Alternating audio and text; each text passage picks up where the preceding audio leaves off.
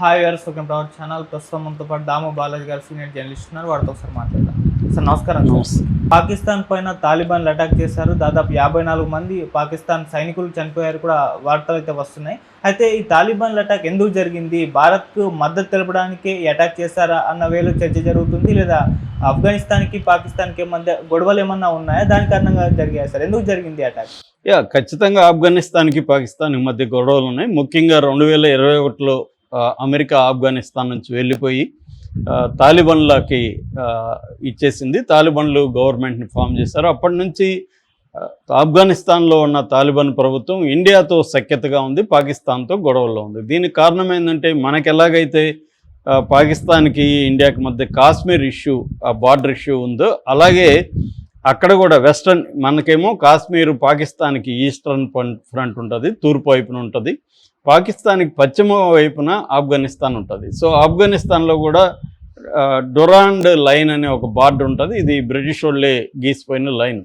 So ఒకప్పుడు తాలిబాన్లతో మంచి సఖ్యతగానే పాకిస్తాన్ ఉన్నింది.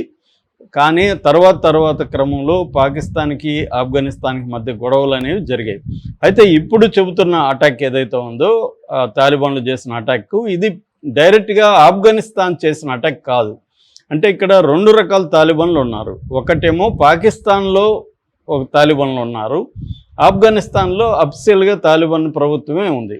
సో ఇక్కడ పాకిస్తాన్లో ఉండే తాలిబాన్లకి ఆఫ్ఘనిస్తాన్లో ఉన్న తాలిబాన్లకి మధ్య కొన్ని విషయాల్లో ఏకీభావం ఉంది, కొన్ని విషయాల్లో సపోర్ట్ చేస్తారు ఆఫ్ఘనిస్తాన్ వాళ్ళు, కొన్ని విషయాల్లో వ్యతిరేకత కూడా, ఇబ్బందులు కూడా ఉన్నాయి వాళ్ళ మధ్య. ఏదేమైనా వాళ్ళు ఆ బార్డర్ల దీంట్లో దాదాపు 15,000 మంది తాలిబాన్ల సైన్యం ఉందని, ఆ సైన్యం ఏం చేస్తుందంటే అప్పుడప్పుడు అటాక్ చేస్తుంది.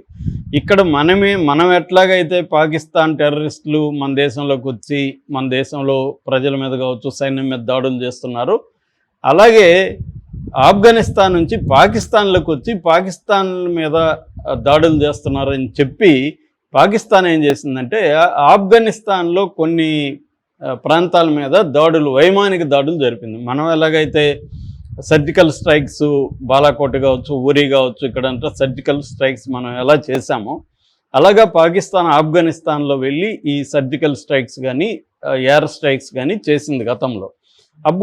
ఆఫ్ఘనిస్తాను మీరు మా సార్వభౌమత్వాన్ని గౌరవించకుండా మీరు ఎలా చేస్తారనేది గొడవ కూడా జరిగింది గతంలో. సో ఇప్పుడు రీసెంట్గా నార్త్ వజీరిస్తాన్ అంటారు, పాకిస్తాన్లో భూభాగం నార్త్ వజీరిస్తాను. ఇక్కడ దాదాపు 54 మంది అటాక్ చేశారని, 54 మందిని మేము చంపేస్తామని పాకిస్తాన్ చెప్తుంది. అక్కడ రెబల్స్ ఏం చెప్తున్నారంటే అది తప్పు, మేమే 54 మంది పాకిస్తానీ వాళ్ళని సైనికులను చంపేస్తామని వాళ్ళు చెప్తున్నారు. ఇందులో ఏది కరెక్ట్ అనేది మనకి ఇండిపెండెంట్గా వెరిఫై చేసుకునే పరిస్థితి లేదు.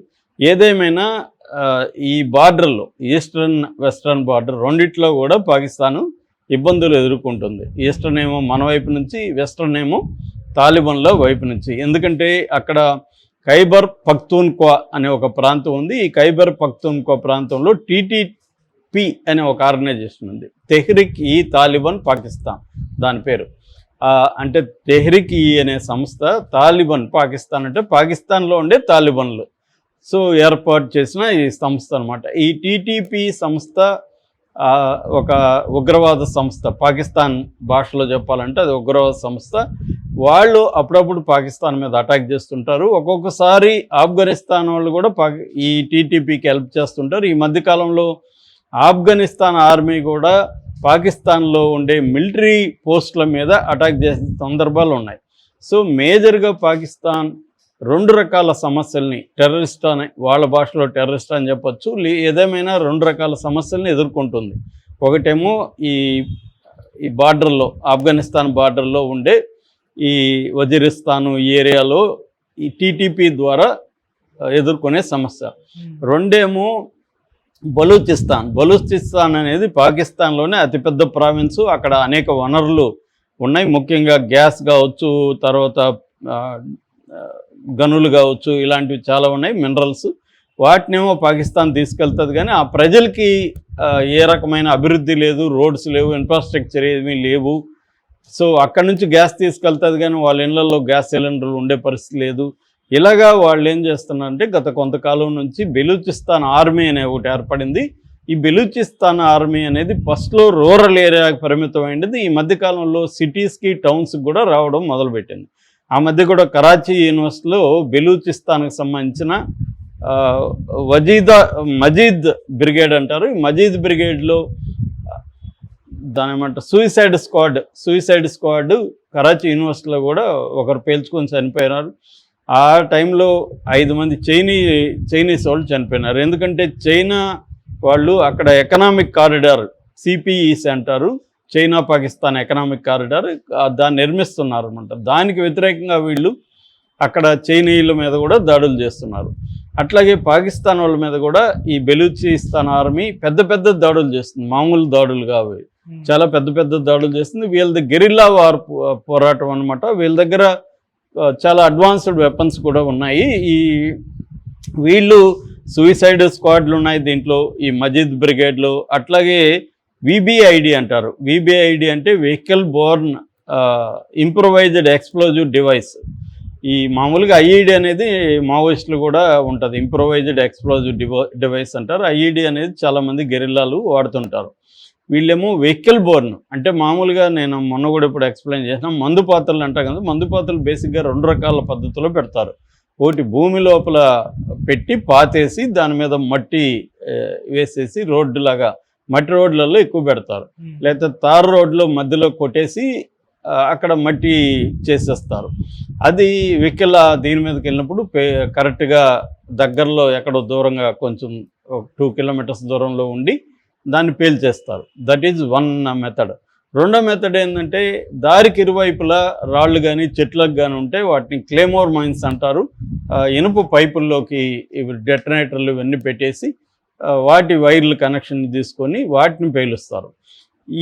వీటిల్లో ఈ బస్సులకి పెట్టి చేయడం అనేది ఇప్పుడు వీళ్ళు చేస్తున్నారు. ఈ బస్సులకి వెహికల్స్కి వీటిని పెట్టేసి వాటిని పేల్చే పద్ధతి విబిఐఈడి అంటారనమాట. ఆ మెథడు వీళ్ళు చేస్తున్నారు. అట్లాగే వీళ్ళు మెరుపు దాడులు చేయడం కూడా జరుగుతుంది. మొన్న వీళ్ళు జాఫర్ ఎక్స్ప్రెస్ అనే ఒక ట్రైన్ని కిడ్నాప్ చేసి దాంట్లో దాదాపు 21 మంది పైన చంపేశారు. 2 రోజుల పాటు చాలా అడ్వాన్స్డ్గా చేయగలిగారు వాళ్ళు. అదంతా కూడా వాళ్ళే డ్రోన్స్ సహాయంతో వీడియో షూట్ కూడా జరిపి దాన్ని కూడా రిలీజ్ చేశారు. అంతకుముందు కూడా వాళ్ళు క్వెట్టా కాన్వాయ్ అనే దాని మీద అటాక్ చేయడం, తర్వాత ఐఎస్ఐ ఏజెంట్ని చంపారు. నోషికీ సూసైడ్ అంటారు, అనే ప్రాంతంలో సూసైడ్ బాంబు పెట్టారు. ఇలాగా ఇప్పటి వరకు పాకిస్తాన్ ఏంటంటే ఈ టెర్రరిస్టుల అటాకుల వల్ల దాదాపు 80,000 మంది పౌరులు కావచ్చు, సైన్యం కావచ్చు చనిపోయారు. అట్లాగే లాస్ట్ ఇయర్ చెప్పాలంటే 1100 టెర్రరిస్ట్ అటాక్స్ పాకిస్తాన్లో జరిగాయి. సో దాంతోపాటు ఇప్పటి వరకు ఒక బలూచిస్తాన్ గెరిల్లా వార్ పోరాటంలోనే పాకిస్తాన్ సైనికులు 500 మంది పైన చనిపోయారు. ఒక 20 మంది వరకు చైనా వాళ్ళు చనిపోయారు అనేది మనకు వస్తున్న లెక్కలు. సో ఈ రకంగా ఏంటంటే ఇప్పుడు ఒక పక్క ఇండియాతో వారికి వాళ్ళు రెడీ అవుతున్న సందర్భంలో ఇక్కడ బెలూచిస్తాన్ వాళ్ళు, తర్వాత ఆఫ్ఘనిస్తాన్ నుంచి, తర్వాత పాకిస్తాన్ బార్డర్లో ఉంటున్న తాలిబాన్లు అటాక్స్ అనేవి చేస్తున్నారు. దీని వెనక ఇండియా ఉందని పాకిస్తాన్ వాళ్ళు ఆరోపిస్తున్నారు. ఎందుకంటే బెలూచిస్తాన్కు ఆయుధాలు సరఫరా ఇండియా చేస్తుందని, అట్లాగే ఆఫ్ఘనిస్తాన్కి కూడా ఇండియా హెల్ప్ చేసి పాకిస్తాన్ ఇబ్బంది పెట్టడానికి ఆఫ్ఘనిస్తాన్ ద్వారా ట్రై చేస్తున్నారని చెబుతున్నారు. అందుకని చాలామంది పాకిస్తాన్ని మీరు విడగొట్టేయండి అని మన రేవంత్ రెడ్డి లాంటి వాళ్ళు ఎందుకు చెప్తున్నారంటే బెలూచిస్తాన్ రెడీగా ఉంది. బెలూచిస్తాన్కి కానీ ఒకప్పుడు మన ఇందిరాగాంధీ బంగ్లాదేశ్ పోరాటానికి హెల్ప్ చేసి బంగ్లాదేశ్ని చీల్చిందో, ఎలా సపరేట్ చేసిందో, అలాగే బెలూచిస్తాన్ సపరేట్ చేయడానికి మోడీ ప్రభుత్వం ట్రై చేస్తే ఈజీగా బెలూచిస్తాన్ కూడా సపరేట్ అయిపోతుంది, అప్పుడు పాకిస్తాన్ వీక్ అయిపోతుంది అనేది కొంతమంది అభిప్రాయం.